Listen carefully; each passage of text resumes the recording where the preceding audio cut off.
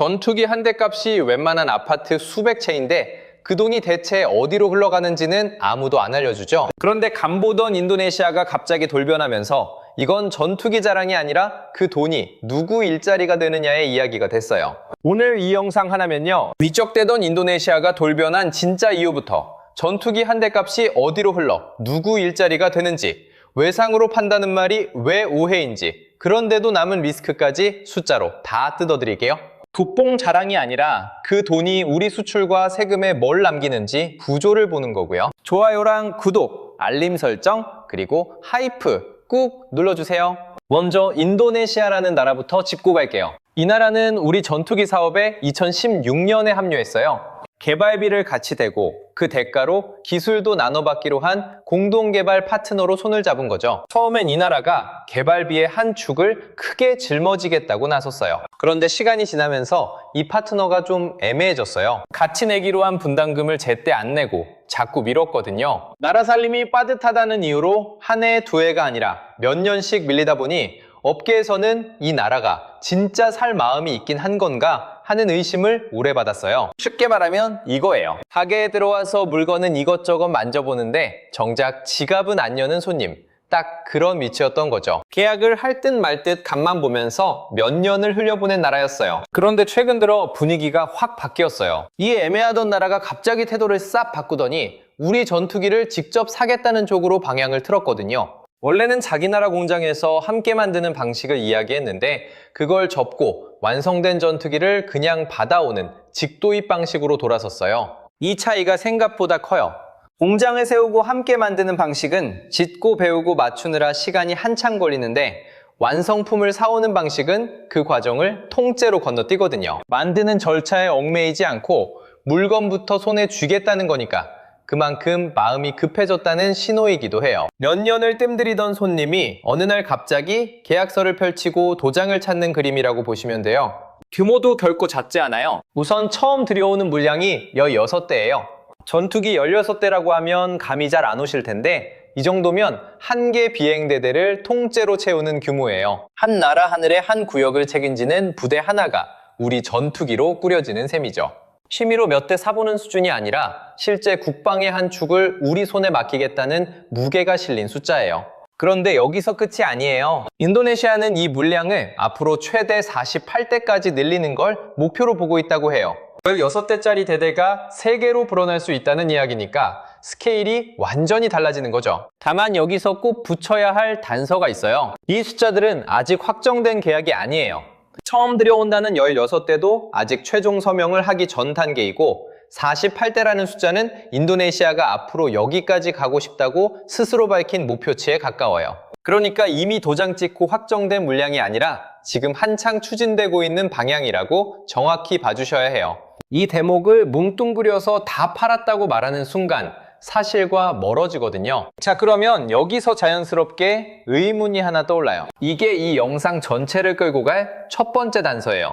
분담금도 제때 못 내서 몇 년을 미루던 그 나라가 왜 하필 지금 지갑을 열고 계약서 쪽으로 성큼 다가선 걸까요? 어제까지 뜸을 들이던 사람이 오늘 갑자기 태도를 바꾸면 보통 그 사이에 무슨 일이 있었던 거잖아요. 답을 성능에서 찾기가 제일 쉬워요. 우리 전투기가 워낙 잘 빠졌으니 반한 거 아니냐? 이렇게 생각하기 딱 좋죠. 물론 성능도 한몫했을 거예요. 그런데 팩트만 놓고 보면 진짜 이유는 성능 그 자체가 아니라 그 뒤에 깔린 돈의 구조에 숨어 있어요. 미적대던 손님을 갑자기 계약서 앞으로 끌고 온 건 멋진 물건 자체가 아니라 그 물건에 붙은 돈의 셈법이었거든요. 대체 그 셈법이 어떻게 생겨먹었길래 몇 년을 버티던 나라의 마음을 이렇게 단번에 돌려놨는지 지금부터 한 겹씩 벗겨볼게요. 자, 그럼 인니는 왜 하필 지금 마음을 굳혔을까요? 답은 의외로 단순해요. 할만한 다른 전투기가 하나씩 문이 닫히고 있었거든요. 먼저 미국 쪽을 볼게요. 인니는 보잉의 F-15를 24대 들여오겠다는 양해각서를 몇 해 전에 맺었어요. 그런데 그 뒤로가 조용해요. 서명은 했는데 실제 계약과 인도로 이어지는 다음 단계가 좀처럼 진전되지 않았어요. 쉽게 말하면 이거예요. 장바구니에 담아만 두고 결제 버튼은 계속 못 누르고 있는 상태인 거죠. 사겠다는 뜻은 밝혔지만 정작 돈이 오가는 실제 거래로는 넘어가지 못한 거예요. 그럼 프랑스 라팔은 어떨까요? 민니는 이미 라파를 40여 대 사들이기로 하고 계약까지 마친 나라예요. 문제는 그 다음이에요.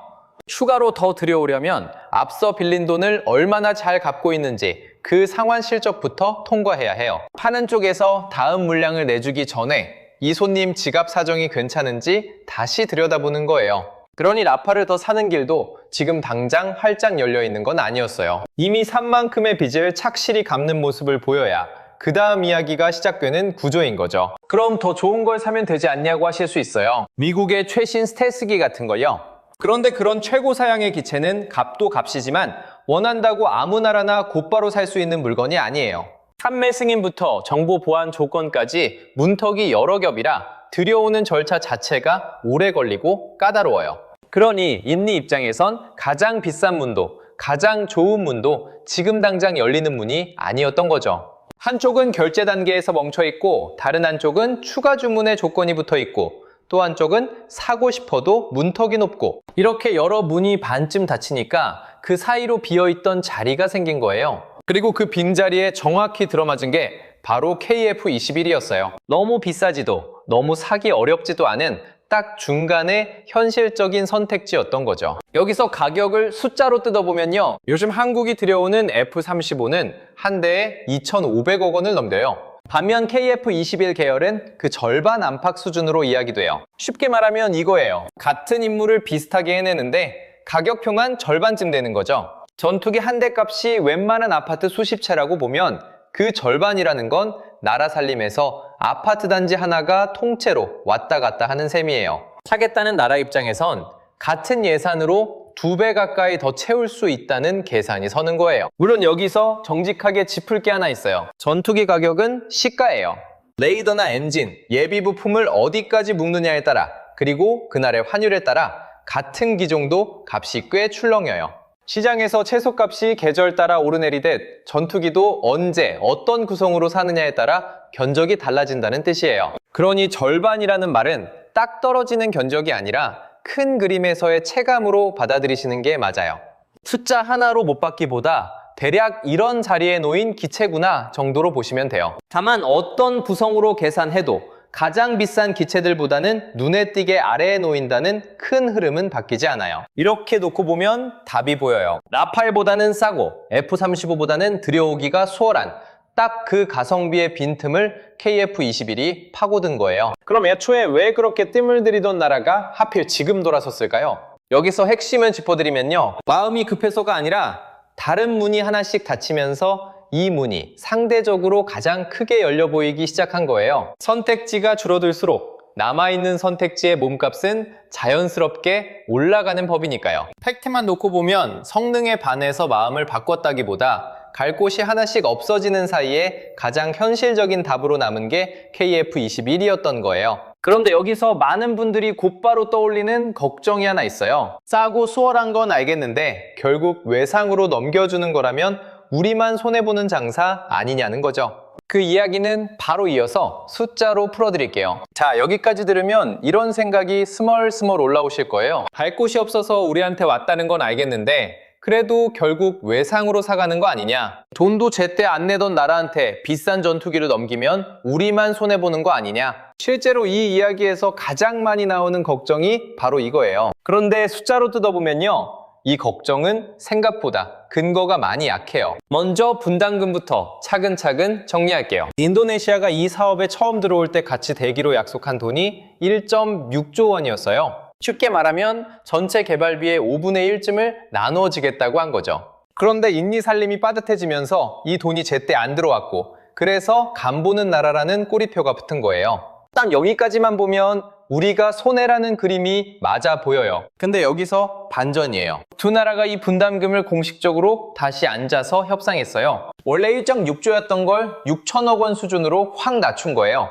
원래 내기로 한 돈이 3분의 1 근처까지 깎인 셈이죠. 그런데 우리가 마냥 인심 써서 깎아준 게 아니에요. 넘겨주기로 했던 기술의 범위도 똑같이 3분의 1로 줄였거든요. 돈을 덜 받는 대신 핵심 기술은 덜 내주는 서로 하나씩 주고받은 맞교환인 거예요. 쉽게 말하면 살집에서 값비싼 옵션을 빼고 그만큼 가격을 낮춘 거지 우리가 일방적으로 미치고 판 게 아니라는 뜻이에요. 팩트만 놓고 보면 받을 돈은 현실에 맞게 낮추면서 정작 지켜야 할 기술은 우리 손에 더 남긴 거라 오히려 계산이 깔끔해진 쪽에 가까워요. 그럼 이 6천억은 제대로 들어오고 있을까요? 답부터 드리면 거의 다 들어왔어요. 인디는 조정된 6천억 중에서 이미 5,360억을 냈어요. 남은 돈은 640억 정도밖에 안 돼요. 100원을 내기로 했다면 벌써 90원 가까이 낸 셈이죠. 돈 떼먹는 나라라는 프레임하고는 방향이 정반대인 실적이에요. 남은 640억도 마무리 단계라 안 내고 버티는 게 아니라 사실상 정산이 끝나가는 계산인 거예요. 우리 눈높이로 바꿔보면 물건값의 구하를 이미 치르고 이제 잔금 한 뭉치만 남겨둔 손님인 셈이에요. 이런 손님을 두고 돈 안 내는 사람이라고 부르긴 어렵죠. 그리고 하나 더 짚고 갈게요. 무기를 외상으로 판다는 말 자체가 사실 좀 오해예요. 원래 나라와 나라 사이의 무기 거래는 대부분 수출금융이라는 방식으로 이루어져요. 쉽게 말하면 정부가 보증하는 대출로 값을 치르는 이 바닥의 표준 결제 방식이에요. 인니만 유독 외상으로 사는 게 아니에요. 앞서 사드린 프랑스 전투기도 프랑스 은행 대출로 값을 치렀어요. 쉽게 말하면 우리가 집을 살 때 현금을 한 번에 다 못 내니까 배출을 끼고 사는 거랑 비슷한 구조예요. 그렇다고 그 집을 외상으로 샀다고 부르진 않잖아요. 오히려 무기를 사는 나라한테는 평소 신용도보다 몇 단계 낮은 이자를 매겨주는 게 이 시장의 관행이에요. 하는 쪽도 정부 보증이 걸려 있으니 떼일 걱정이 크지 않고요. 그러니까 외상으로 떼일 걱정이 아니라 원래 이 바닥이 정상적으로 굴러가는 방식 안에 인니도 그대로 들어와 있는 거죠. 여기서 핵심을 짚어드리면요. 인니가 돌변한 두 번째 이유는 성능도, 우리 인심도 아니에요. 돈을 주고받는 구조 자체가 두 나라 모두한테 맞아떨어졌기 때문이에요. 우리는 받을 돈을 현실에 맞게 조정하면서 정작 아까운 기술은 지켰고 인니는 감당할 수 있는 값에 표준적인 방식으로 전투기를 손에 넣게 된 거예요.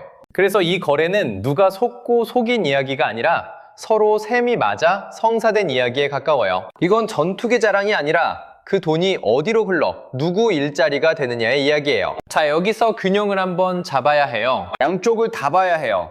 지금까지 흐름만 들으면 다 잘 풀린 것 같은데요. 냉정하게 보면 아직 손에 쥔 건 없어요. 초도 16개조차 정식 서명이 안 끝났어요. 논의는 깊게 오가고 있지만 도장 찍힌 계약서는 아직 없다는 뜻이에요. 사실 양국이 올해 상반기 안에 최종 계약을 매듭 짓겠다는 목표를 세워뒀는데 그 시점은 이미 지나가 버렸어요. 목표한 날짜를 넘겼다는 건 그만큼 조율할 게 아직 남아있다는 신호이기도 하죠. 나라와 나라 사이 무기 계약은 협상 막판에 조건 하나로 몇 달씩 더 걸리는 일이 흔해요. 그러니 최종 도장을 찍기 전까지는 다 됐다고 말하기가 조심스러운 거예요. 48대라는 숫자도 다시 봐야 해요. 이건 확정된 주문량이 아니라 인니가 앞으로 이만큼까지는 갈 수 있다고 밝힌 최대치예요. 쉽게 말하면 이거예요. 장바구니에 담아둔 최대 수량이지 결제까지 끝난 물량이 아니에요. 초도 16대를 뺀 나머지 32대는 현지 생산이며 기술 이전이며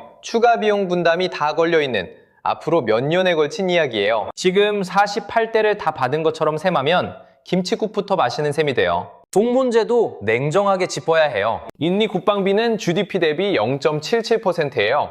나라가 버는 돈 100만 원 중에 국방에 7,000원 남짓 쓰는 셈이라 주유국과 비교하면 상당히 낮은 편이에요. 전투기 사업이라는 게 한 번 지르면 도입비로 끝나는 게 아니거든요. 부품이며 정비며 조종사 교육이며 두고두고 돈이 들어가는 긴 살림살이에요. 그러니 사고 싶은 마음과 실제로 낼 수 있는 능력은 완전히 다른 문제라 결국 인니가 해마다 예산을 어떻게 짜느냐가 진짜 관건이에요. 마음은 굴뚝 같아도 통장 사정이 받쳐줘야 계약이 굴러가는 거죠. 예산이 한 해라도 밀리면 인수 시점 자체가 뒤로 미뤄질 수 있어요. 가격도 함부로 단정하면 안 돼요. 인니 물량 기준으로 대당 1.25억 달러라는 이야기가 돌긴 하는데 이건 만드는 쪽이 공식으로 확정한 값이 아니에요.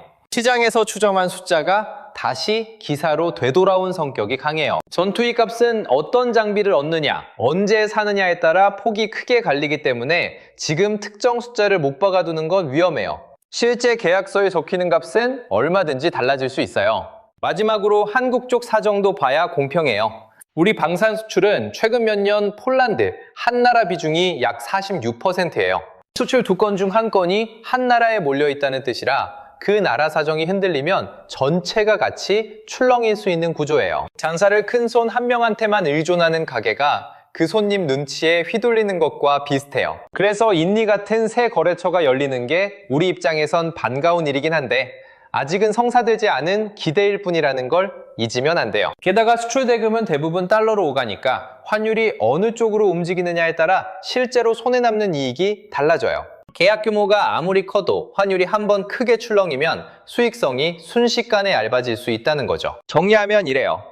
인리에 관심이 진짜인 것도 맞고 갈 곳이 좁아진 것도 맞아요. 하지만 아직 서명 전이라는 것, 예산이 관건이라는 것, 가격이 안정해졌다는 것, 그리고 우리 수출이 한쪽으로 쏠려 있다는 것까지 어느 하나 가볍게 넘길 수 없는 변수예요. 그래서 오늘 이야기는 어느 편을 응원하는 게 아니라 확정된 것과 아직 아닌 것을 부분해서 보자는 거예요. 미확정은 미확정으로 두고 구조만 정확히 보면 되는 거죠. 자, 그럼 앞에서 열어둔 마지막 질문으로 돌아가 볼게요. 이 계약이 성사되든 안 되든 도대체 그 돈이 나 같은 평범한 사람한테 뭘 남기느냐는 거예요. 솔직히 전투기 몇 대 팔았다는 뉴스 나랑 무슨 상관인가 싶잖아요. 근데 여기서 반전이에요. 이 돈은 하늘로 날아가 버리는 게 아니라 생각보다 훨씬 가까운 곳으로 돌아와요. 숫자로 뜯어보면요, 지난해 우리 방산 수출 수주액이 154억 달러였어요. 우리 돈으로 약 22조 7천억 원이에요. 그런데 중요한 건 이 돈이 그냥 통장에 꽂히고 끝이 아니라는 거예요. 이게 국내 경제를 한 바퀴 돌면서 만들어내는 생산 유발 효과가 약 46조 원이에요. 쉽게 말하면 이거예요. 수출로 100원어치를 팔면 나라 경제 안에서는 300원어치 일감이 도는 셈이에요. 부품 만드는 공장, 소재되는 협력사, 정비하고 설계하는 사람들한테까지 일이 쫙 퍼지는 거죠. 왜 이렇게 배로 불어날까요? 답은 간단해요. 전투기 한 대가 한 회사만의 작품이 아니라서 그래요. 기체를 짜는 회사, 그 안에 들어가는 부품 수만 개를 대는 중소협력사, 소프트웨어를 짜는 연구소, 시험 비행하고 정비하는 인력까지 수백, 수천 개의 손이 붙어야 한 대가 하늘로 떠요. 그 손 하나하나가 다 누군가의 직장이고 월급이에요. 그래서 수출액 하나가 늘어나면 국내 생산은 그 2배 넘게 따라 커지는 이른바 낙수가 아니라 사슬처럼 줄줄이 엮인 구조가 만들어지는 거예요. 여기서 핵심을 짚어드리면요, 결국 우리가 진짜 알고 싶은 건 일자리잖아요. 이 방산 수출이 만들어낸 고용 유발 인원이 약 10만 명이에요. 10만 명이 감이 잘 안 오시죠? 웬만한 중소도시 하나에서 일하는 사람 전부라고 보시면 돼요. 도시 하나가 통째로 먹고 사는 일감이 방산 수출 하나에서 파생되는 거예요. 계산해보면 수출 10억 원어치가 늘 때마다 약 4-5명이 새로 일을 하게 되는 구조예요. 그럼 그 일자리가 질은 어떠냐? 이게 또 무시 못해요. 팩트만 놓고 보면 이 일자리들 중 정규직 비중이 약 92%예요. 우리나라 제조업 평균이 80몇 %인 걸 생각하면 확실히 위예요. 쉽게 말하면 잠깐 왔다 가는 계약직이 아니라 오래 붙어서 안정적인 밥벌이가 되는 자리가 그만큼 많다는 뜻이에요. 게다가 이 중에는 설계하고 연구하는 이른바 좋은 일자리로 꼽히는 자리도 4명 중 1명꼴로 들어가 있어요. 여기에 더해 부가가치로 따져도 약 13조 7천억 원이 국내에 고스란히 남아요.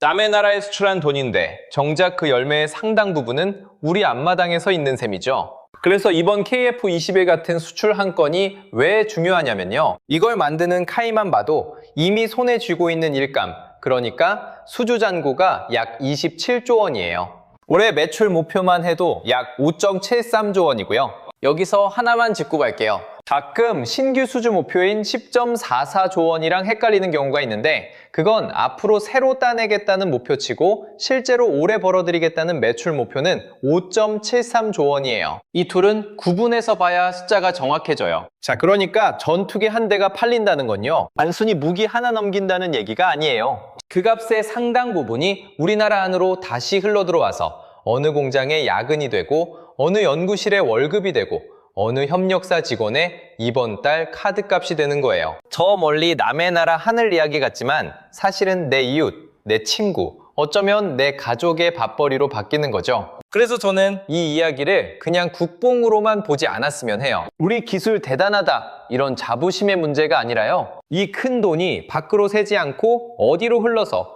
결국 누구 일자리가 되느냐, 딱 그 구조가 핵심이에요. 전투기 성능표에 적힌 숫자보다 이 돈의 행선지가 사실은 우리한테 훨씬 더 중요한 숫자인 거예요. 이건 전투기 자랑이 아니라 그 돈이 어디로 흘러 누구 일자리가 되느냐의 이야기예요. 여기까지 따라오셨으면 이제 큰 그림이 보이실 거예요. 잠보던 인도네시아가 돌변한 건 성능에 반해서가 아니라 갈 곳이 사라진 대체안의 소멸과 다시 짜인 돈의 구조 때문이었죠. 그리고 전투기 수출 한 건은 자랑거리로 끝나는 게 아니라 그 돈이 북매 생산과 연구직, 협력사 일자리로 얼마나 도느냐로 결국 우리한테 돌아와요. 오늘 내용을 한 문장으로 정리하면 이렇습니다. 인리의 돌변은 성능이 아니라 대체안이 사라지고 돈의 구조가 다시 짜인 결과이고, 전투기 수출의 진짜 의미는 국뽕 자랑이 아니라 그 돈이 우리 생산과 일자리로 도느냐에 있다는 거예요. 여러분은 초도 물량을 넘어 48대까지 실제 계약으로 이어질 거라고 보실 수도 있고,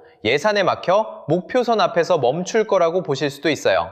그리고 방산 수출을 그저 국뽕으로 볼지, 아니면 내 세금과 이웃의 밥벌이가 걸린 경제 문제로 볼지도 사람마다 갈릴 거예요. 댓글로 본인 생각을 들려주세요. 다음 영상 주제에 진짜 반영하겠습니다. 저는 쉬운 답 대신 숫자 안에 숨어있는 진짜 큰 그림을 같이 찾아드리는 채널입니다. 오늘 영상이 도움이 되셨다면 구독하고 알림 설정 부탁드립니다. 다음 영상에서 또 만나요. 앞으로도 아무도 안 해주는 숫자 뒤에 진짜 이야기까지 파드릴 테니 좋아요랑 구독, 알림, 그리고 하이프까지 딱 눌러두시면 다음 편을 제일 먼저 보시는 거예요. 자, 인리 이야기만 계속 붙잡고 있으면 놓치는 게 하나 있어요. KF21 인리 수출은 사실 큰 그림의 한 조각일 뿐이에요. 이 한 건 뒤에는 훨씬 넓은 판이 깔려 있거든요. 인리 계약만 따로 떼서 보면 아직 서명전이라 불안한 게 맞는데, 시야를 조금만 넓혀서 K방산 전체를 보면 이야기가 사뭇 달라져요. 숫자로 뜯어보면요, 우리 방산 수출은 최근 몇 년 롤러코스터를 제대로 탔어요. 2022년에 173억 달러를 찍으면서 사상 최대를 기록했는데,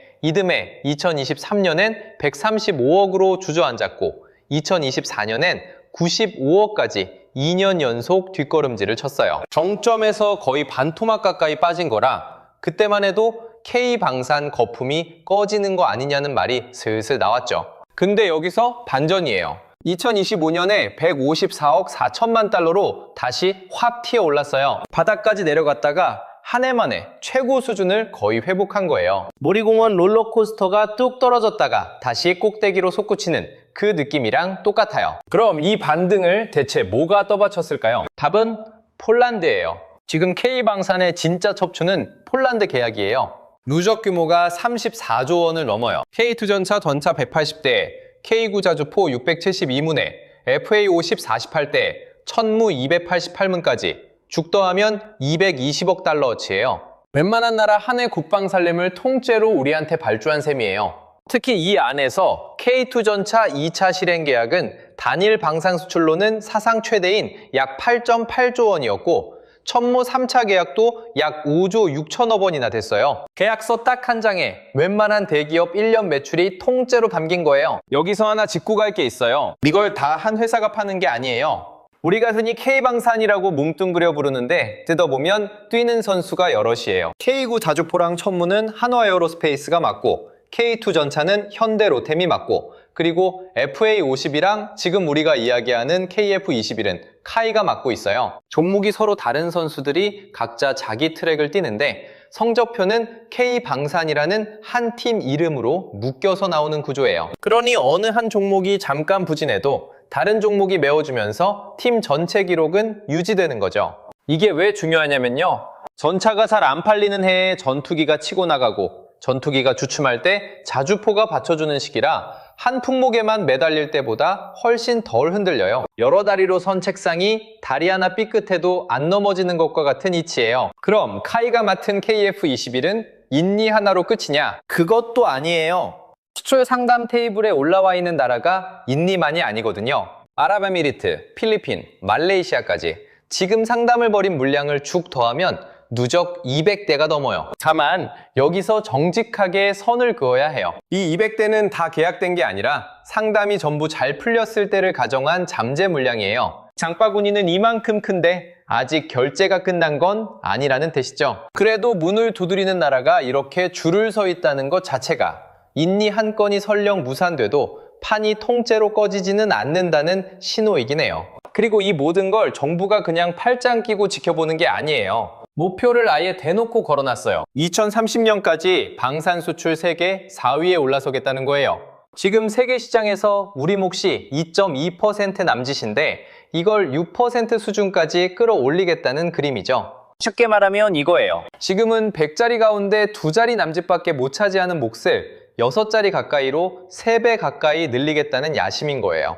KF21 인니건은 그 큰 지도 위에 찍힌 점 하나이면서 동시에 앞으로 우리가 어디까지 갈 수 있는지를 가늠하는 시험대인 셈이에요.